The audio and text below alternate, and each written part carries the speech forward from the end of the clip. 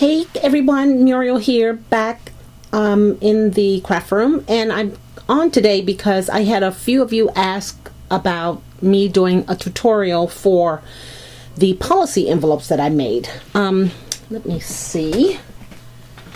Just 1 second here. So these are the ones that I recently made. If you're new to my channel, first time popping in, but these are the ones that I made, and I found a tutorial, but I'm going to go ahead and show you how I made them. Okay.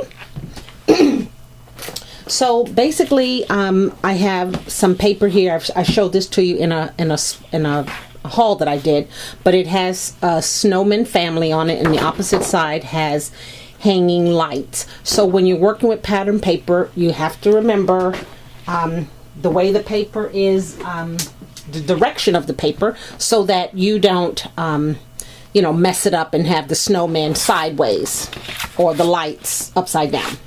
So first thing I'm going to do is I cut off the little tab for my under my paper that shows the name and stuff like that. So then my paper is 12 by 12. So what you want to do is you want to cut your paper so that it's 10 by 12. And you have to remember which end to cut off, right? Because again, if your paper has any kind of direction, you want to make sure that it's cut the right way. So I know that my envelope needs to face this way, right? And this is the 10 side, right? So I'm going to turn my paper like so. It's already 10 by 12, so I'm going to cut my paper, put my paper in the score board, and this is the top of my envelope, and this will be the bottom. So now you have it in on the 10 side. When you have it on the 10 side, you have to score at, and I'm trying to find my score tool. Here it is. On the 10 side, you're going to score a 1/2 inch, which this is going to be the bottom of your envelope, and then 8.5 inch. So I'm going to get in here and score it at a 1/2 inch, because this is going to be the bottom flap, and then this is going to be 8.5. Find that and score it. I don't have my I have my cell phone, but my daughter has been graciously updating my videos on her Mac computer, which I so appreciate. Thank you so much. And of course, she's at work today, right? So she said, I can show you how to use it, but I'm not in that learning mood this morning, especially with Mac computers. So I pulled out the old video camera, and it will work as well. So now I'm going to turn my paper around. Now I'm on the 12-inch side, and I'm going to score at 3 inches. Oh, goodness. Isn't that wonderful? Put a hole right in that. 3 inches, and then I'm going to score at 8.5.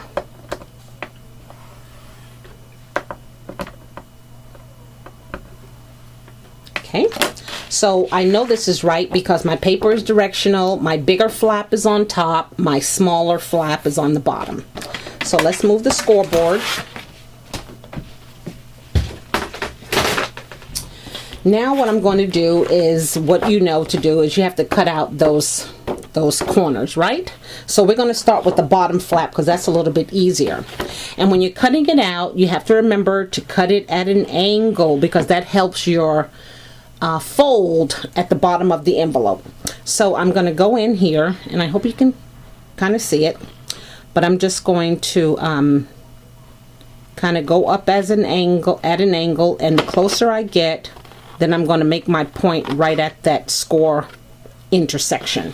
Then I'm going to turn it over, and I'm going to do this part here on an angle, and it should fall off. Okay, now I'm going to do the other side. Same thing, I'm going to go in at an angle, and as I get closer to the intersection, stop it there, and then on this angle here, same thing. It should fall off. So now that's my bottom, right? And that's a small flap.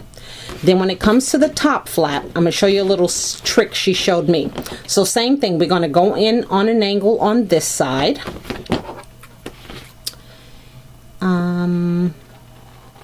And especially when you have a pattern paper, you really have to pay attention because you can hardly see the score line right there.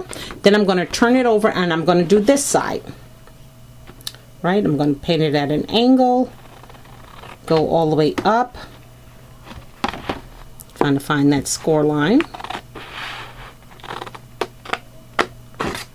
Okay, now I'm going to, only thing I did was cut the halves, right? That was all I did was cut the halves.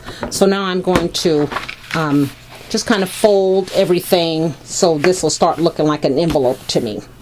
Okay, I'm going to fold that angle, that flap. I'm going to fold this flap. For now, I'm just folding it. I'm not using my boner on it, bone folder. There. So now, you see we have the makings of what's looking like an envelope. Now, in terms of this here, the trick she showed was you just kind of fold it over. You don't want to crease it.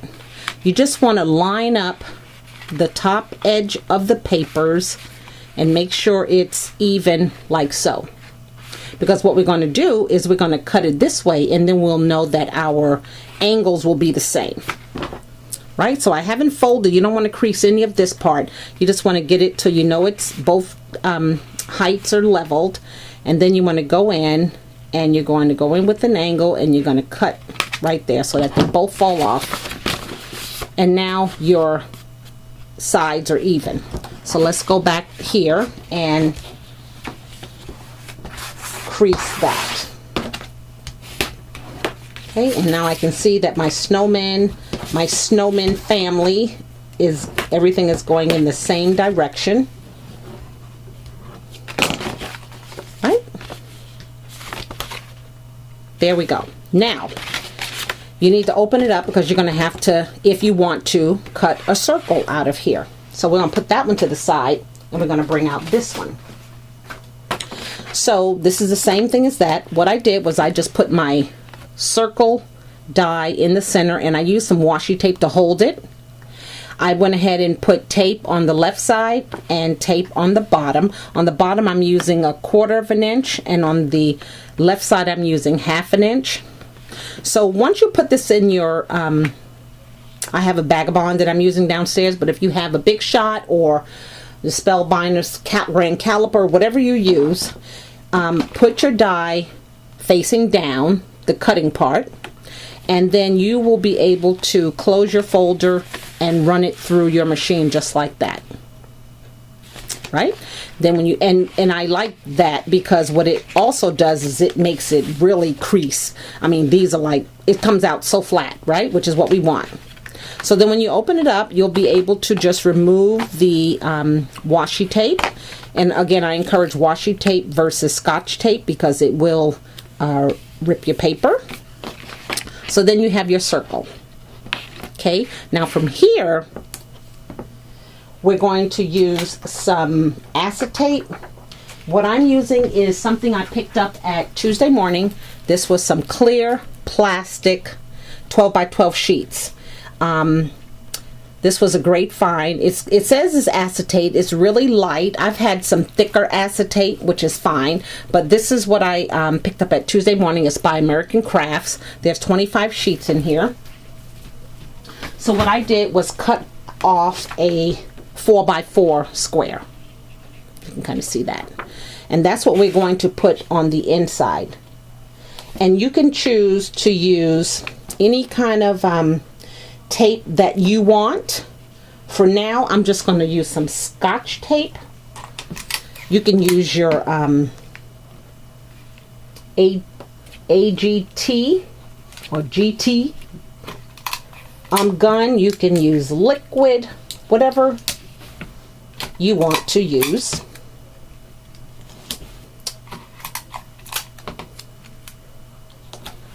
Okay, so there you have it.